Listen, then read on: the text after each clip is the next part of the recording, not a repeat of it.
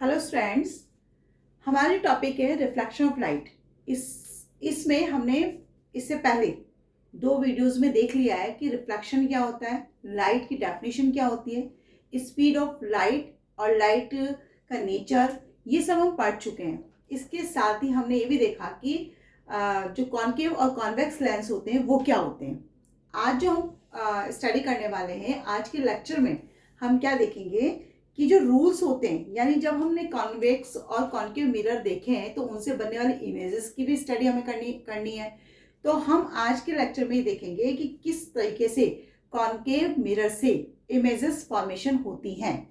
उसके लिए सबसे पहले क्या होता है, रूल्स देखने पड़ते हैं कि किस तरह से जो लाइट रे है वो गिरती है जब कॉन्केव मिरर पे, तो वो रिफ्लेक्ट किस तरीके से होगी और कैसे इमेज का फॉर्मेशन होगा।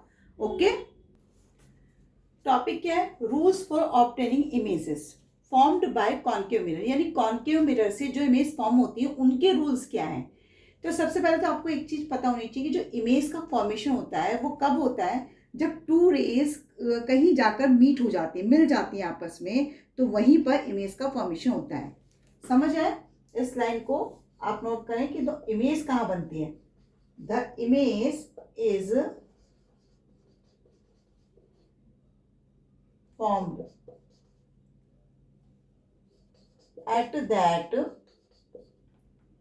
point where at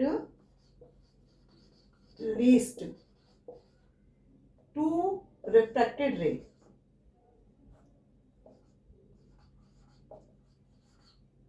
reflected ray है।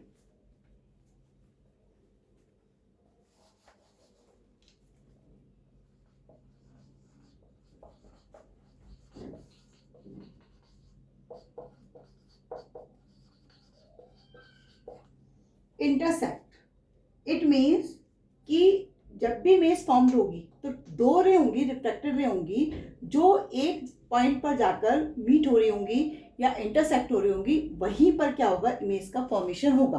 तो हम सबसे पहले रूल की बात करते हैं कि रूल फर्स्ट क्या है। रूल फर्स्ट क्या है? रूल फर्स्ट ये है कि जो रे होती है ना, और रे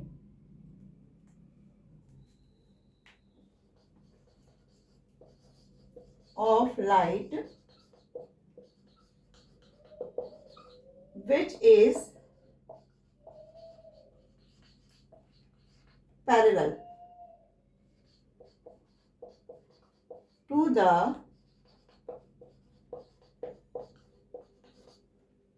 principal axis of a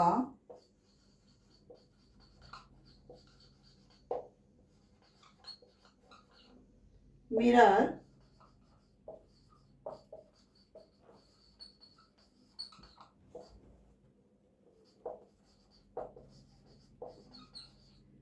passes through its focus after a year.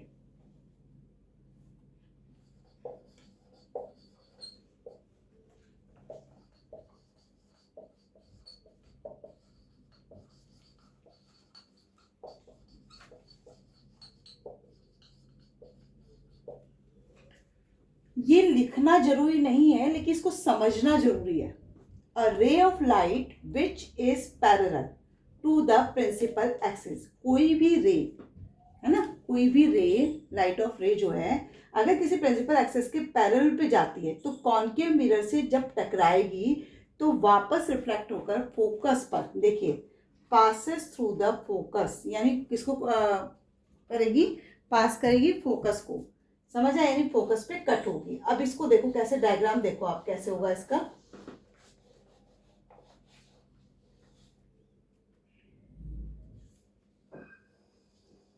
ये आपका कॉन्केव मिरर हो गया। कॉन्केव मिरर पर ये आपकी क्या हो गई, ये आपको पता है पोल होता है, यहाँ पर आपका फोकस है, यहाँ पर आपका सी यानी सेंटर ऑफ कर्वेचर, और इसमें जहाँ भी कहीं आप ऑब्जेक्ट रखते हैं रे ऑफ लाइट आती है, तो अगर वो रे ऑफ लाइट ये प्रिंसिपल एक्सिस है, पता है आप लोगों को, ये आप लोग पढ़ चुके हैं कि प्रिंसिपल एक्सिस क्या होती है। अब इसके पैरेलल पे कोई रे जा रही है, ये रे ऑफ लाइट है। तो जब इसके पैरेलल पे कोई लाइट जा रही है तो वो हमेशा किसको काटती है? फोकस को काटती है।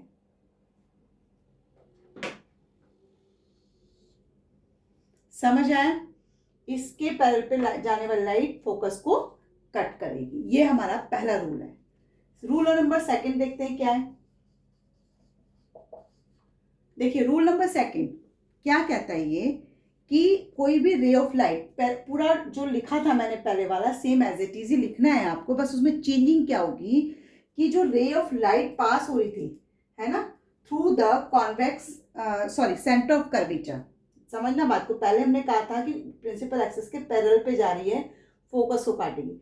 अब हम कह रहे हैं कि कोई भी रे ऑफ लाइट जब सेंटर ऑफ कर्वेचर को से पास हो रही है through the centre of curvature and किस पे फॉल हो रही है? कॉन्वेक्स मिरर पर। ये क्या है आपका? कॉनकेव मिरर है ना। जब कॉनकेव मिरर पर ये रे फॉल डाउन होगी तो क्या होगा? आफ्टर रिफ्लेक्शन ये उसी रास्ते पर, उसी पाथ पर चली जाएगी जहां से ये आई थी, या जिस रास्ते से ये आई थी। तो it means rule number second क्या हुआ? देखिए अब रे कहाँ आ रही है? सेंटर ऑफ कर्वेचर से।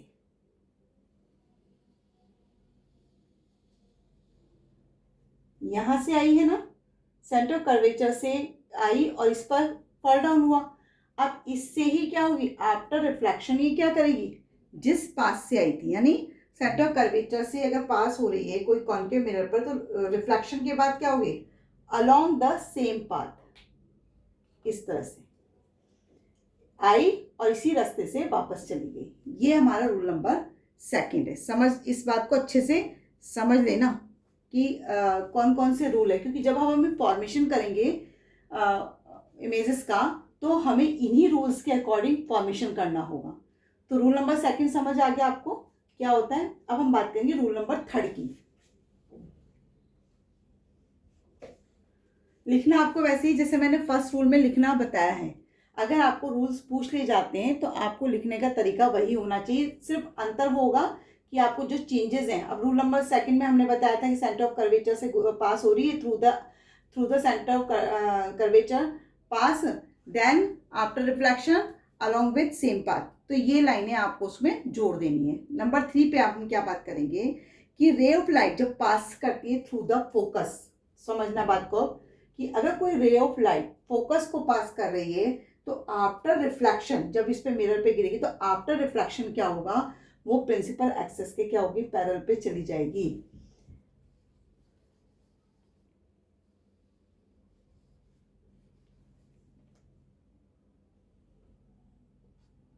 अब हम क्या कर रहे हैं? फोकस से आ रही कोई रे,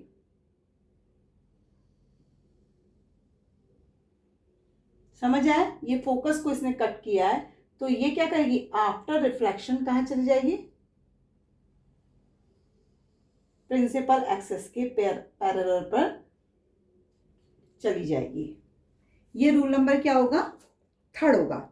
समझ आया कि कोई भी ray of light passing through the focus of a concave mirror, then क्या होगा?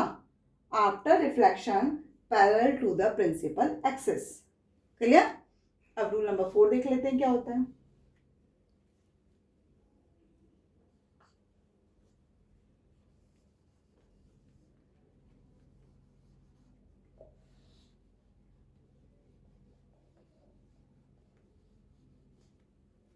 देखिए रूल नंबर 4 क्या होगा।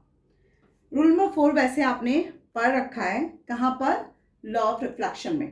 कैसे कि जब कोई भी ray of light which is incident at the pole of a concave mirror, अगर कोई भी लाइट की रे इंसिडेंट रे जो है कहाँ जा रही है? जो पोल है उसका इंसिडेंट रे पोल पर अगर गिर रही है कॉनकेव मिरर के, तो आफ्टर रिफ्लेक्शन वो क्या हो जाएगी? बैक हो जाती है सेम एंगल से। यानी इस जगह पे अगर कोई रे गिर रही है तो वो क्या होगी? सेम एंगल से रिफ्लेक्ट हो जाती है। ये आप पढ़कर आए हैं। ये आई आपका और ये आर। समझ आया? फोर्थ रूल आपका कि कोई भी जो रे है, ray of light which is incident at the pole of a concave mirror, clear? तो क्या होगा? Is reflected back making the same angle with the principal axis. इस तरह से आपकी 4 रूल हैं जो आपको पता होने चाहिए कि किस तरह से हमें यूज करने हैं फॉर्मेशन में। रूल्स पढ़ लिए हमने। अब हम देखेंगे formation of different types of images bye concave mirror. Different type के इमेजेस कैसे फॉर्म होते हैं कॉन्केव मिरर के थ्रू। तो उसके लिए हम क्या करें? सबसे पहले आप ये समझिए कि कहाँ पर आप ऑब्जेक्ट को प्लेस करते हैं और इमेज का फॉर्मेशन कैसे होगा। तो कॉन्केव मिरर, हम पहले कॉन्केव मिरर बनाएंगे।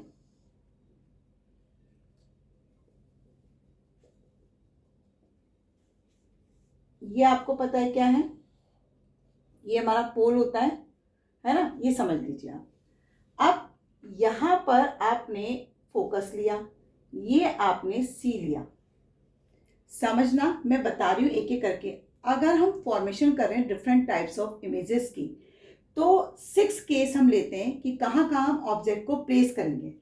तो सबसे पहले हम बात करते हैं इन्फिनिटी की। इन्फिनिटी मतलब कि जहां तक आपकी आईज किसी भी चीज को देख पा रही है, उसके भी बाद में कहीं अगर आपने ऑब्जेक्ट प्लेस कर दिया है तो वो आपका क्या कहला रहा है? इनफाइनाइट कहला रहा है। समझ आया? तो अगर आपने कोई ऑब्जेक्ट इन्फिनिटी पर प्लेस किया है, ये आपका इन्फिनिटी है। ये आपने कहाँ रखा है? ऑब्जेक्ट रखा हुआ है। तो बनने वाली जो इमेज होगी वो कहाँ बनेगी? वो बनेगी, ये देखिए पहला नंबर है, ये ऑब्जेक्ट का फर्स्ट नंबर है। तो इमेजेस जो बनती, इमेज इधर लिख रही हूं मैं, ये इमेज का हिस्सा है। तो इमेज कहाँ बन रही है? इमेज बन रही है फोकस पर। समझ आई बात? कि फर्स्ट अगर आपने ऑब्जेक्ट को इन्फिनिटी पर रखा तो बनने वाली जो इमेज है वो कहाँ बनेगी? फोकस पर। सेकेंड हम लेते हैं कि अगर मान लें इन्फिनिटी से थोड़ी आगे और सी से पीछे बनी इमेज, यानी मान लो यहां बनी, ये आपका सेकेंड ऑब्जेक्ट। तो आपकी इमेज कहां बनेगी? तो नेचुरल है, इमेज कहां बनेगी? एफ और सी के बीच में बनेगी, यानी यहां बनेगी। ये आपकी सेकेंड इमेज हो गई। अब आप एक चीज देख रहे होंगे कि हम जो ऑब्जेक्ट है वो प्लेस कर रहे हैं और किस तरफ बढ़ रहे हैं? टूवर्ड्स द मिरर, मिरर की तरफ बढ़ रहे हैं। तो इमेज का जो फॉर्मेशन है वो अवे द मिरर हो रहा है, यानी हम इमेज जो है हमारी किधर बन रही? इस तरफ हम बढ़ रहे हैं। ये चीज आप अगर नोट डाउन कर रहे हैं तो। थर्ड चीज हम क्या कर रहे हैं? हमने ऑब्जेक्ट को कहाँ रखा? एट द सी, यानी यहां पर। तीसरा ऑब्जेक्ट प्लेस होगा हमारा यहां। तो इमेज का फॉर्मेशन कहां होगा? इमेज का फॉर्मेशन भी सी पर ही होगा।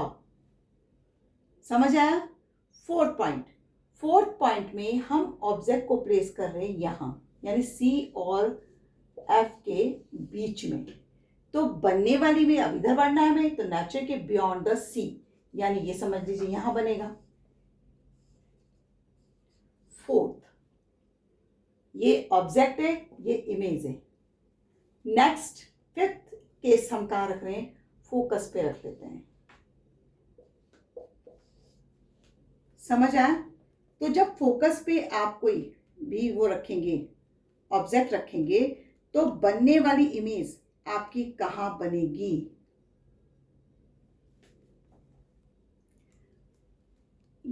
ये आपका सी से बियॉन्ड था फोर्थ इमेज का। अब फिफ्थ इमेज देखिए कहां बनेगी? फिफ्थ इमेज बनेगी आपकी इन्फिनिटी पे जाके, यानी इनफाइनाइट। ये आपकी क्या होगी? Fifth image. समझ आया? फिफ्थ केस कहां बन रहा है? देखिए फर्स्ट आपने इन्फिनिटी रखा तो आपकी इमेज फॉर्मेशन कहां हुई? फोकस पर। सेकंड ऑब्जेक्ट आपने बियॉन्ड सी रखा, सी के पीछे रखा, तो नेचुरल की इमेज का फॉर्मेशन कहां हुआ था आपका? सेकंड नंबर पे देखिए कहां बन रही इमेज? एफ और सी के मिड में बन रही है। थर्ड ऑब्जेक्ट आपने कहां प्लेस किया? सी पर, तो सेम सी पर ही बनेगी, यानी डिस्टेंस वो जो आपका साइज है वो भी सेम होगा, क्योंकि सी पे बन रही है, सी जितने साइज की बनेगी। फोर्थ आपने ऑब्जेक्ट प्लेस किया दोनों के मिड में, तो नेचुरल है कि सी के बियॉन्ड पे आपको इमेज दिखाई देगी।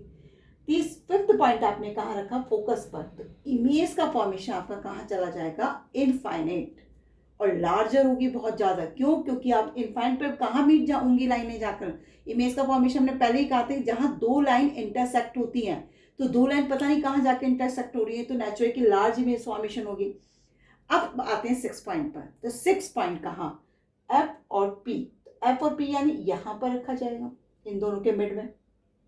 ये हमारी 6। अब देखिए इसका फॉर्मेशन कहाँ होगा, इसका फॉर्मेशन कहाँ होगा, ये इसकी जो रे है, जब ये एफ को मतलब काट कर ये क्या करती है, कहाँ चली जाती है, बिहाइंड द मिरर चली जाती है, यानी इसका फॉर्मेशन होता है यहाँ। ये आपकी इमेज होगी 6 वाली। क्लियर?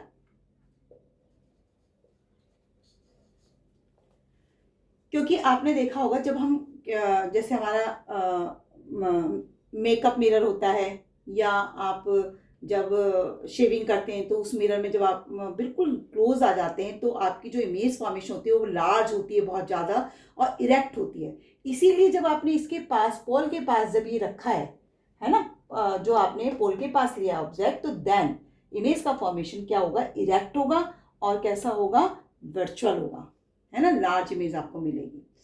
तो आपको सारी केसेस समझ आ गए, आपको ऑब्जेक्ट कहाँ रखना है और इमेज का फॉर्मेशन कहाँ होगा। सेकंड चीज आपको समझनी पड़ेगी क्या, कि ये तो आपकी हो गई पोजीशन, कि कहाँ आपने रखा और कहाँ आपको मिला। पोजीशन का मतलब आपको मिल गई। नेचर क्या होगा, नेचर जब प्रिंसिपल एक्सिस के नीचे, बिलो द प्रिंसिपल एक्सिस कोई भी फॉर्मेशन होता है इमेज का, तो वो हमेशा ध्यान रखिए कैसी होगी, रियल एंड इन्वर्टेड होगी। समझ आया? इन्वर्टेड मतलब उल्टी आपने रखी ऐसे थी, मिली ऐसे आपने रखी है, तो आपको कैसे मिलेगी, ऐसे मिलेगी। समझ आई बात? सेकंड बात, रियल होगी, क्योंकि आपको ये इमेज ऑन द स्क्रीन आपको दिखाई दे रही मीट होती हुई, इसलिए ये कैसी होगी, रियल होगी। बट इसमें सिर्फ एक कंडीशन, एक केस है, कि जब आप फोकस और पोल के बीच में कोई ऑब्जेक्ट रखते हैं तो बनने वाली इमेज आपको कहाँ मिलती है, बिहाइंड द मिरर मिलती है। और बिहाइंड द मिरर में आपको कैसे मिलती है, देखिए ये प्रिंसिपल एक्सिस के ऊपर बन रही है, मैंने इसीलिए आपको डॉटेड लाइन से शो करके दिखाया है। तो डॉटेड लाइन का मतलब वर्चुअल, समझ आए? और कैसी होगी, इरेक्ट होगी, सीधी दिख रही है आपको, ऐसी उल्टी नहीं दिख रही है। समझ आए? ये केस बस आपका वर्चुअल और इरेक्ट का होगा, बाकी सारी इमेजेस आपको रियल और इन्वर्टेड दिखाई देंगी। अब हम एक एक करके केस को सॉल्व कर लेते हैं। फर्स्ट केस हम क्या ले रहे हैं, हमारा फर्स्ट केस है कि ऑब्जेक्ट प्लेस्ड एट इन्फिनिटी। हम ऑब्जेक्ट को कहाँ प्लेस कर रहे हैं, इन्फिनिटी पे। तो कॉनकेव मिरर बनाते हैं पहले।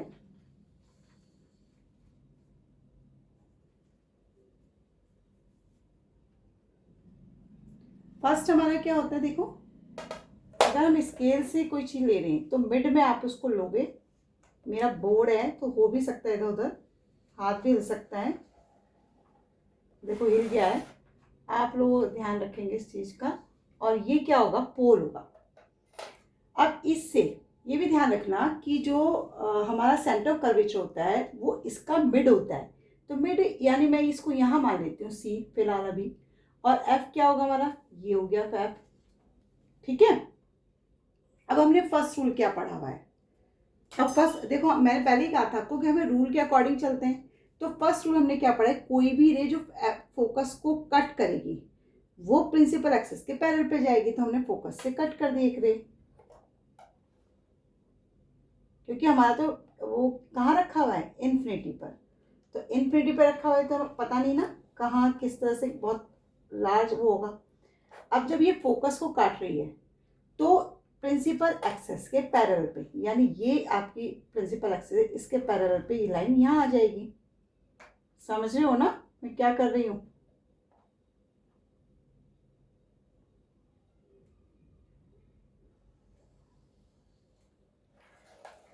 क्लियर?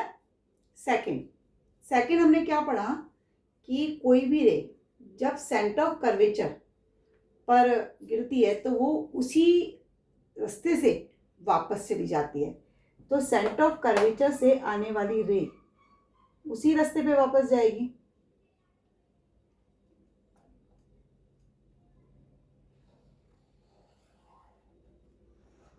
ये देखिए, ये सॉरी इधर हो गया थोड़ा, ये बिल्कुल सही मेजरमेंट होना चाहिए आपका स्केल से, नहीं तो गड़बड़ हो जाएगी।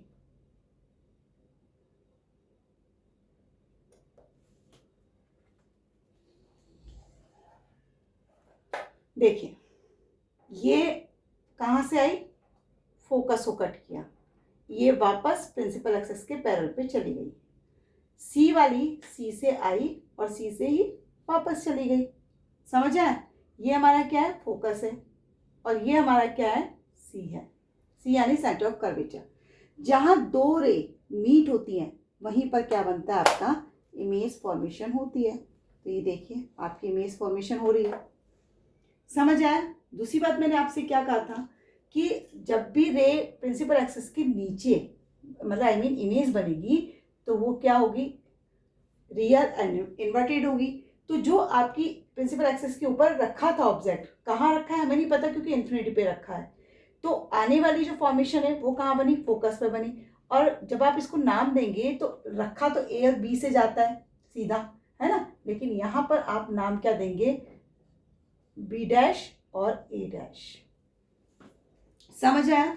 ये क्या है आपका कॉन्केव मिरर। आप पूरा सब नेम लिखेंगे ऐसा नहीं, और सबसे बड़ी बात कि आप ये जो एरो दिखाए हैं ये एरो जरूर आपको शो करके दिखाने हैं। सीधी सीधी लाइनें खींच के रख देंगे तो किसी को कोई कुछ पता नहीं चलने वाला कि आपने कहाँ और कैसे रे दिखा रहे हो, आप किधर जा रही हैं किधर आ रही हैं एक्सेट्रा। अब हम बात करते हैं कि इमेज जो फॉर्म्ड हुई वो कैसी हुई, यानी उसकी पोजीशन क्या है। तो फर्स्ट पोजीशन क्या है उसकी, आप देखो कहाँ बन रहा है, जो इमेज फॉर्मेशन है वो कहाँ है, एट फोकस, तो आप फोकस लिखिए। सेकंड कि जो आपकी ये बन रही है पोजीशन के थ्रू जो इमेज बनी, वो इमेज का नेचर कैसा है। नेचर इट मीन्स कि ये जो बनी इमेज वो कैसी है, एक तो रियल है। क्यों है रियल, रियल क्यों है, क्योंकि ये प्रिंसिपल एक्सिस के नीचे बनी, और दूसरी रियल एंड इन्वर्टेड। समझ आई दोनों बातें? और तीसरी बात क्या है, इमेज जो बनी आपकी वो कैसी बनी, लार्ज, स्मॉल या हाईली डिमिनिश्ड। तो जब आपने ऑब्जेक्ट रखा था वो तो इन्फिनिटी पे रखा था, उसकी तो जो साइज थी वो लार्ज थी, लेकिन बनने वाला जो इमेज है वो कैसा होगा, वो होगा मच स्मॉलर। इसको हम कह सकते हैं हाईली डिमिनिश्ड।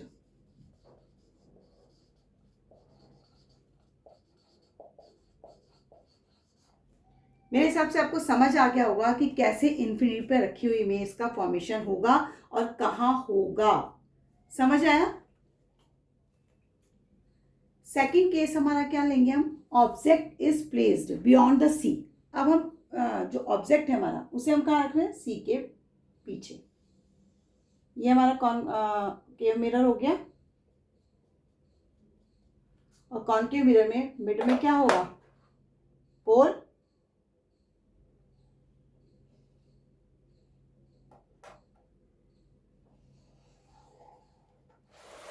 ये आपका पोल हो गया, और ये आपकी रे हो गई। यहाँ पर आपका सेंटर लिया हमने, सेंटर पॉइंट ले रहे हैं, तो मान लो यहाँ हमने सी ले लिया, ये हमारा हो गया एफ। अब आपको रखना कहाँ है, बियॉन्ड द सी रखना है ना। तो बियॉन्ड द सी का मतलब कि आपने जो रखा वो यहाँ रखा है, ठीक है, यहाँ आपने रखा। अब आपको तो पता है कि इससे जो रे जाएगी वो प्रिंसिपल एक्सिस के पैरेलल पे जाएगी, तो हम पैरेलल पे बना लेते हैं।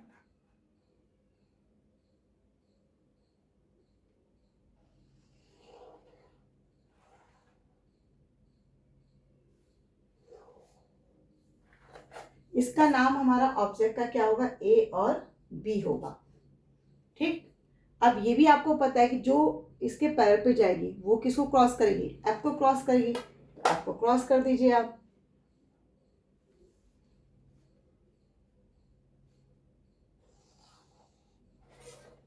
ठीक है। सेकंड चीज, आपको ये पता है कि इससे जो रे सी से निकलेगी वो सी से ही वापस आएगी, तो हम सी से निकाल देते हैं कि रे।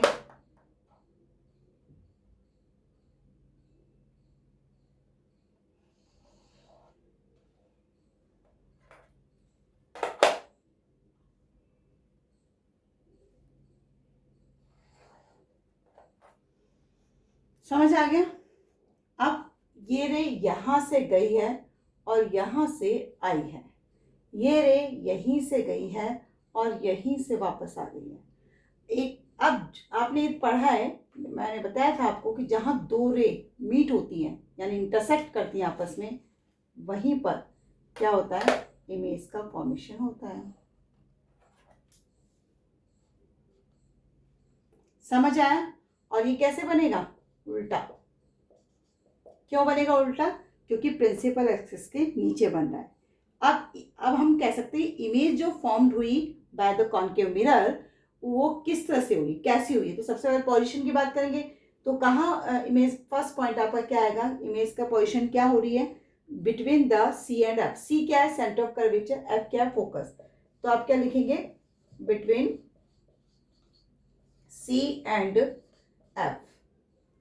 क्लियर। आप प्लीज नेम पूरे पूरे लिखें, नेम पूरा लिखना बोलिए। कई लोग, मैं जैसे बिटवीन में कई बार ऐसे भी लगा देती हूँ, तो ये आप स्कूल में यानी एग्जाम में ना लगाएं, इसके नंबर बहुत कटते हैं। और इंग्लिश में तो मोस्ट प्रोबेबली कटते हैं क्योंकि वो तो लैंग्वेज है आपकी, इसे ना इस्तेमाल करें। बिटवीन सी एंड एफ के बीच में आपकी ये इमेज का फॉर्मेशन हुआ। सेकंड कैसा होगा, तो ये बताने की तो अब जरूरत ही नहीं होगी आपको, क्योंकि अब तो आप समझ गए होंगे कि रियल एंड इन्वर्टेड होगा। थर्ड चीज क्या, कि बनेगा कितना। अब देखो बनेगा कैसा, मतलब स्मॉल लार्ज जब भी है। आप इसका ऑब्जेक्ट देख रहे हैं, ये आपका मेरे स्केल के हिसाब से ये 12 है, और इसमें आप देख रहे होंगे कितना छोटा दिखाई दे रहा है ना। तो कैसा होगा, स्मॉलर होगा। और मैंने आपको बताया कि स्मॉलर को हम डिमिनिश्ड भी कहते हैं। समझ आया कि कितना होगा, कैसे होगा, कैसे फॉर्मेशन होता है ऑब्जेक्ट का। नेक्स्ट थर्ड केस देखते हैं। थर्ड केस हम क्या ले रहे हैं, third object is place at C. तो सबसे पहले हम क्या करेंगे, हम कॉनकेव मिरर बनाएंगे। कॉनकेव मिरर का हम क्या लेंगे, मिडिल पॉइंट लेंगे। मिडिल पॉइंट मीन्स पोल।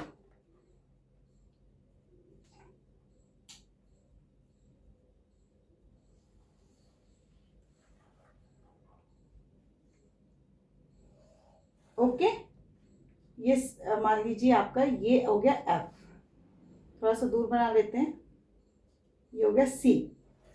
सी पर हमने क्या रखा है, ऑब्जेक्ट रखा है, तो ये इसके प्रिंसिपल एक्सिस के पैरेलल पे जाएगा।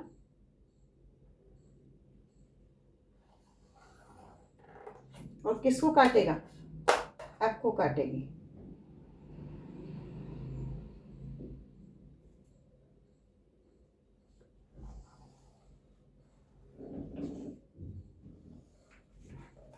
ऐसे ही ये हमारा ए और बी यानी ऑब्जेक्ट, और अब प्रिंसिपल जो रे यहां से एरो बना देना प्लीज, और जो हमारा एफ को क्रॉस कर रहा है,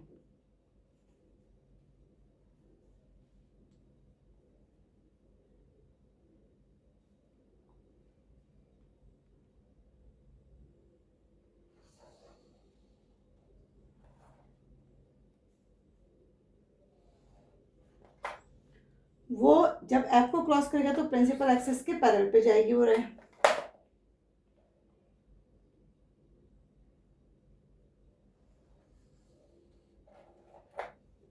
क्लियर। और जहां दो रे मीट होती हैं वहीं पर क्या बनेगा आपका, वो बनेगा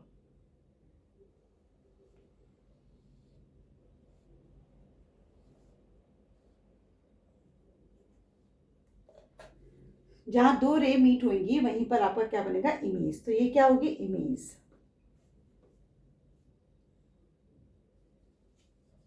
इसको लिखने का तरीका बी डैश और ए डैश। ये रे कहाँ से आई, ऐसे आई है और ऐसे गई है। ये क्या है, आपका एफ है, जो एफ को क्रॉस करके बन रही है।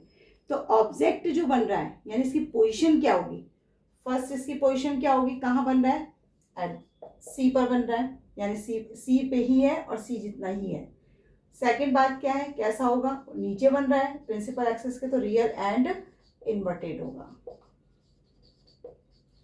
और थर्ड बात क्या होगी इसकी, कि सेम साइज ऑफ ऑब्जेक्ट। मेरे ख्याल से क्लियर हुआ।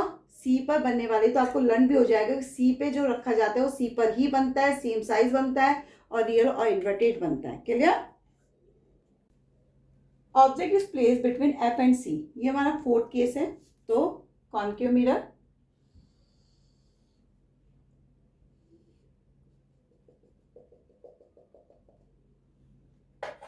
देन पोल,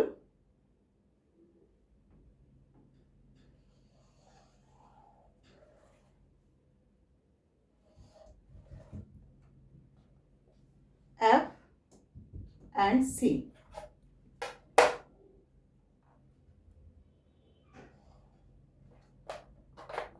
मिड में रखा ऑब्जेक्ट, पैरेलल,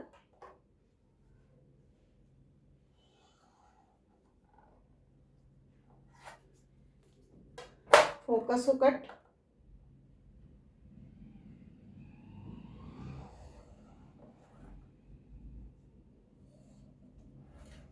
अब जो रे सी को कट करेगी,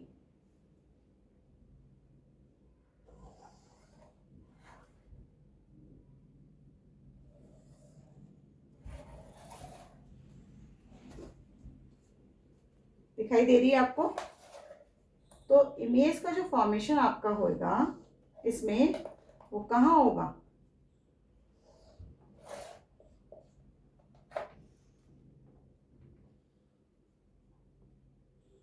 जो रे सी को कट करती है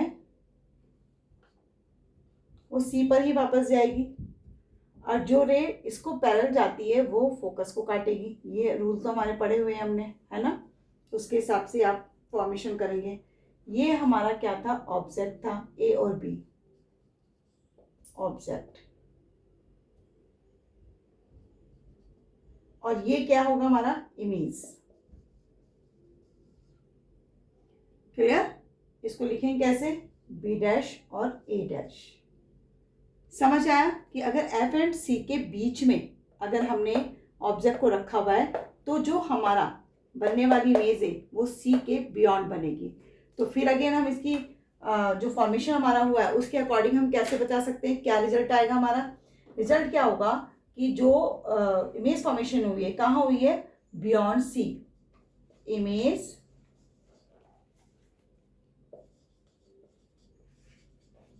फॉर्म्ड बियॉन्ड सी, है ना। सेकंड बात क्या, कैसी है, प्रिंसिपल के एक्सिस के नीचे है, बिलो है, तो कैसी होगी, रियल एंड इन्वर्टेड। मैं यहां से इसको रफ कर देती हूँ, इन्वर्टेड। और थर्ड हमारी क्या स्थिति है कि कैसी है, यानी लार्ज है, छोटी है। तो आप देखिए यहाँ से अगर आप देखेंगे तो इसकी साइज आपको दिखाई दे रही होगी और इसकी साइज दिखाई दे रही होगी। तो क्या है, लार्ज, मच लार्जर। समझ आया। हमारी जो फोर्थ केस है एफ एंड सी के बीच में जो हम रख रहे हैं, तो किस तरह से हमें इमेज का फॉर्मेशन होगा, है ना, हाईली मैग्नीफाइड होगी। चलिए उसके बाद नेक्स्ट फिफ्थ केस देख लेते हैं। नेक्स्ट फिफ्थ जो केस है हमारा, object is place at focus. अब की बार हम जो ऑब्जेक्ट को रख रहे हैं वो कहाँ रख रहे हैं, फोकस पर। तो अगेन कॉन्केव मिरर, देन पोल,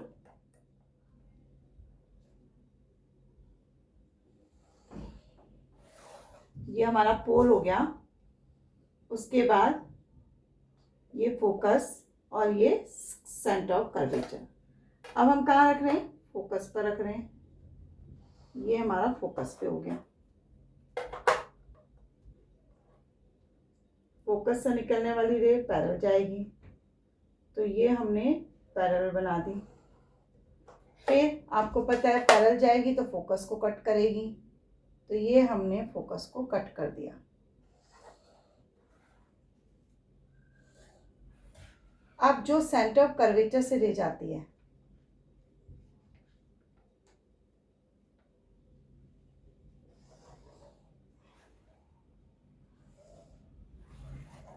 वो सेंटर ऑफ कर्वेचर पर ही वापस आएगी। इसको थोड़ा सा बड़ा कर लेना भाई,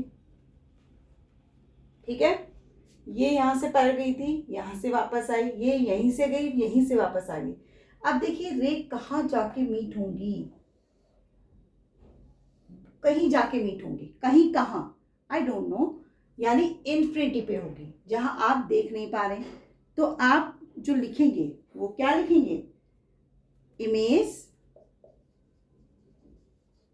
एट इन्फिनिटी। और ये क्या है आपका? ऑब्जेक्ट।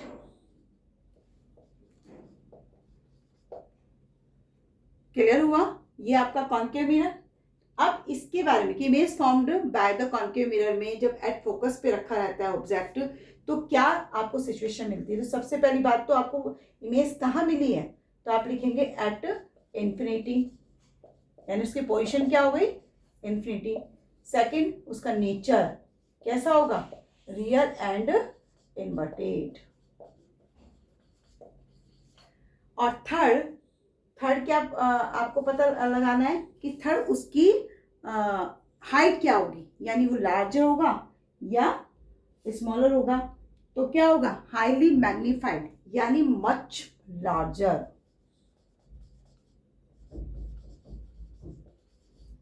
समझ आए? एंड लार्ज भी कहते हैं इसे। हाई। नेक्स्ट केस हमारा क्या है? 6 case. Object placed between F and P. F यानी फोकस और पी फॉर पोल। तो हम इस बार क्या रखेंगे? सबसे पहले हम जब फोकस और पोल के बीच में कोई भी ऑब्जेक्ट रखते हैं तो जो बनने वाली इमेज है वो कहाँ बनती है? Behind the mirror. तो सबसे पहले हम क्या करें? डायग्राम ड्रॉ कर लेते हैं। ये हमारा क्या है? Concave mirror. अब इस पर क्या है? हमने फोकस किया ड्रॉ, ये हमारा P। अब ये फोकस हमारा पीछे भी जाएगा, क्योंकि जो बनने वाली इमेज इस बार कहाँ बनेगी? बिहाइंड द मिरर बनेगी।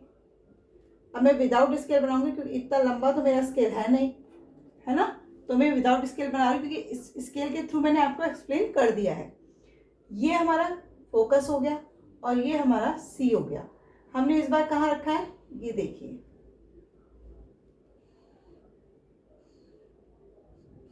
ये हमारा ऑब्जेक्ट। अब इससे जो रे पैरेलल जाती है, पता है आप लोगों को, अब बहुत बार आप पढ़ चुके हैं, तो ये कहाँ जाएगी? फोकस को काटेगी। ये थोड़ा सा ओके। और जो C से रे जाती है, अब ये रे कहाँ जाएगी? बिहाइंड चली जाती है। इसी तरह से C को जो रे काटती है वो C पर ही वापस आती है, ऐसे।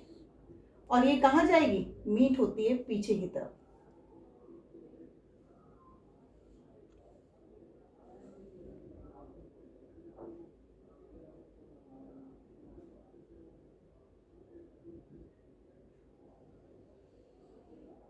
इसको डॉटेड लाइन से आप शो करें, क्योंकि कौन सा इमेज होती है? वर्चुअल।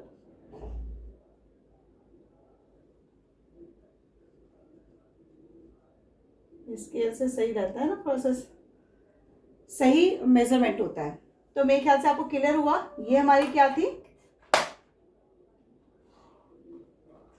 ये हमारा ऑब्जेक्ट,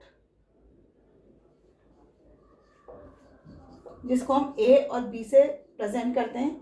ये हमारा क्या है? A डैश और B डैश, ये है इमेज। समझ आया? और कहाँ बन रही है? बिहाइंड द मिरर बन रही है। ये रे हमारी इधर से जाती है और इधर ही वापस आ रही है, और ये प्रिंसिपल एक्सिस से जाकर फोकस को कट कर रही है।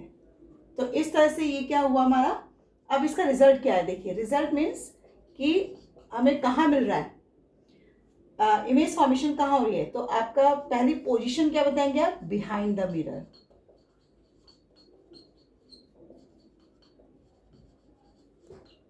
सेकंड कैसा है, तो आप देखें सीधा है और वर्चुअल है, तो क्या लिखेंगे, इरेक्ट एंड वर्चुअल। और तीसरी चीज कि लार्ज है कि स्मॉल है, तो आप खुद देख लीजिए इसकी साइज और उसकी साइज पता लग रहा होगा क्या होगा, लार्ज की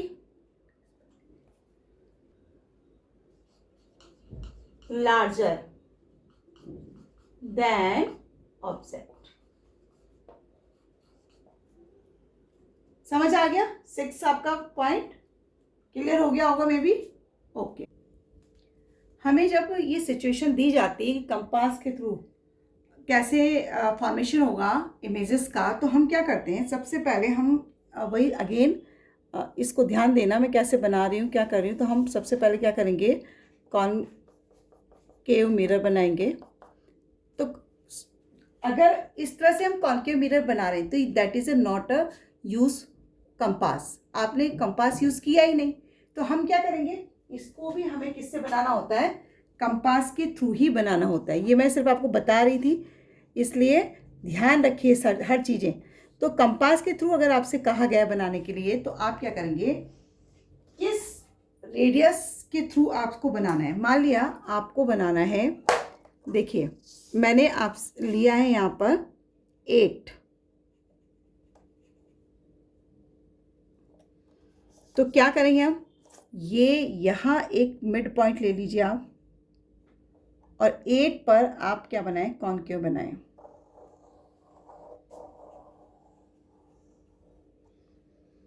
ये आपका पॉइंट था और यहाँ से आप रे खींचेंगे।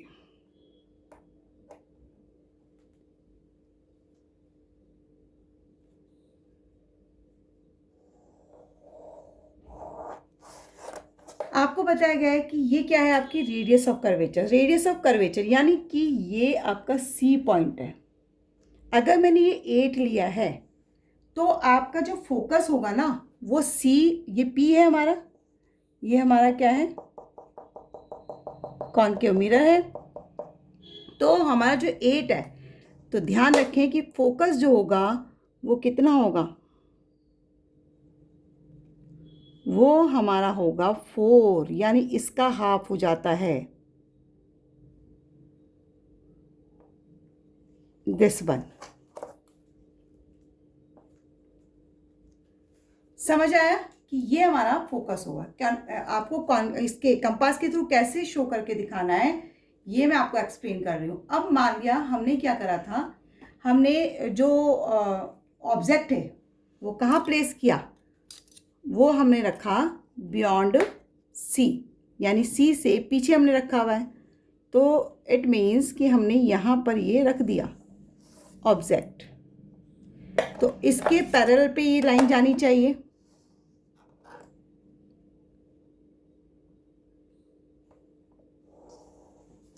और किसको कट करनी चाहिए, फोकस को कट करनी चाहिए।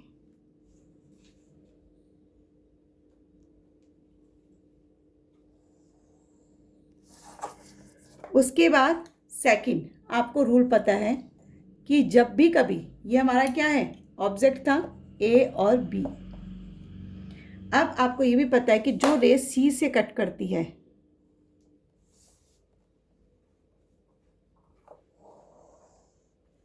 वो क्या करेगी, सी पर ही वापस जाएगी। समझ आ रहा है, ये हमारा क्या है, ऑब्जेक्ट। ये आपको लिख के दिखाना पड़ेगा, ऐसा ना हो कि आप कुछ भी छोड़ दें। तो अब मैंने आपसे क्या कहा था, जो भी देखो सी के बियॉन्ड पे बना है तो सी के आगे बनेगा, यानी एफ, ये मैंने एफ लिखा नहीं है, एफ है ये, तो इसके बीच में बनता है और ये यहाँ बनेगा।